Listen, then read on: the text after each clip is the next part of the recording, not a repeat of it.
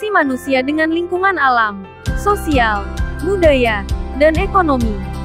1. Interaksi manusia dengan lingkungan alam. Lingkungan alam adalah lingkungan yang terbentuk secara alamiah tanpa campur tangan manusia. Lingkungan alam mencakup semua benda hidup dan tak hidup yang terjadi secara alamiah di bumi. Lingkungan alam terdiri atas komponen abiotik dan biotik. Komponen abiotik adalah segala sesuatu yang ada di lingkungan yang bukan makhluk hidup. Lingkungan biotik adalah segala benda hidup yang ada di lingkungan.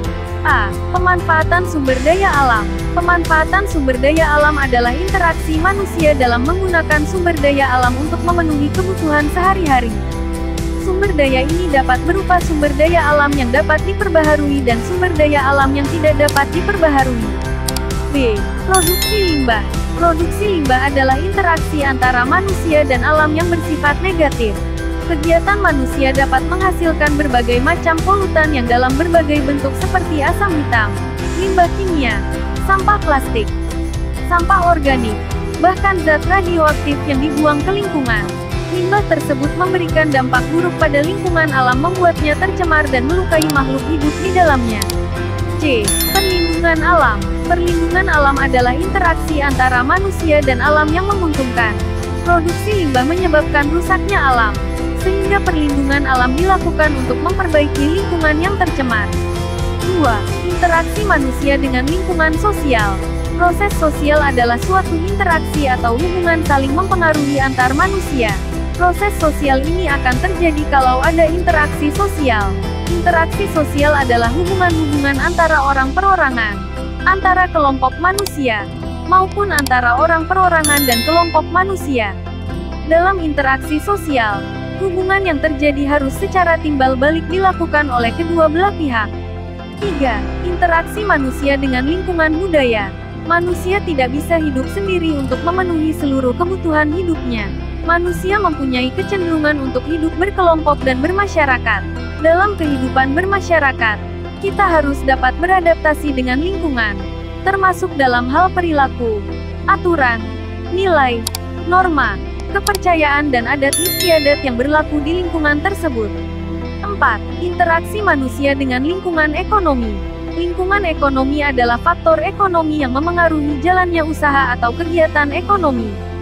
Faktor pendukung kegiatan ekonomi adalah kebijakan ekonomi pemerintah, pendapatan masyarakat, sumber daya ekonomi yang tersedia dan sebagainya.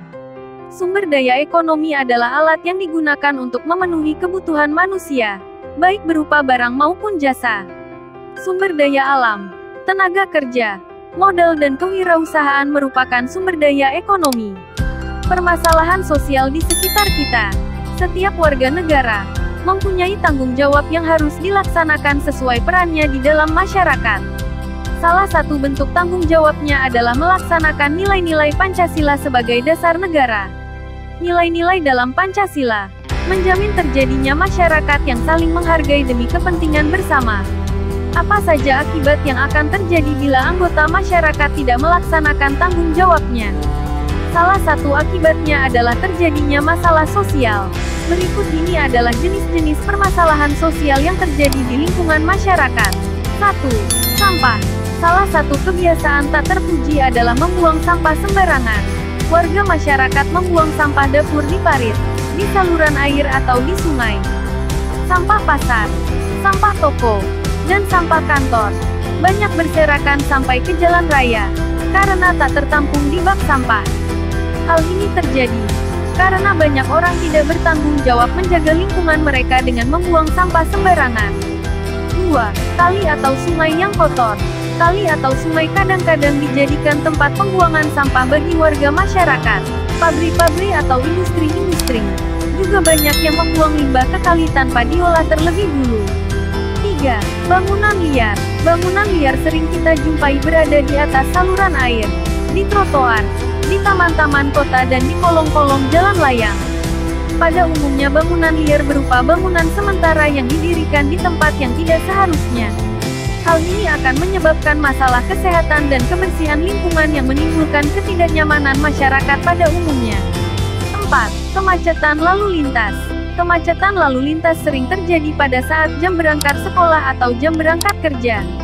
Salah satu penyebab kemacetan lalu lintas antara lain banyak pengguna jalan yang tidak melakukan kewajibannya untuk menaati aturan lalu lintas. Hal tersebut dapat menimbulkan ketidakamanan dan ketidaknyamanan para pengguna jalan dan masyarakat sekitarnya.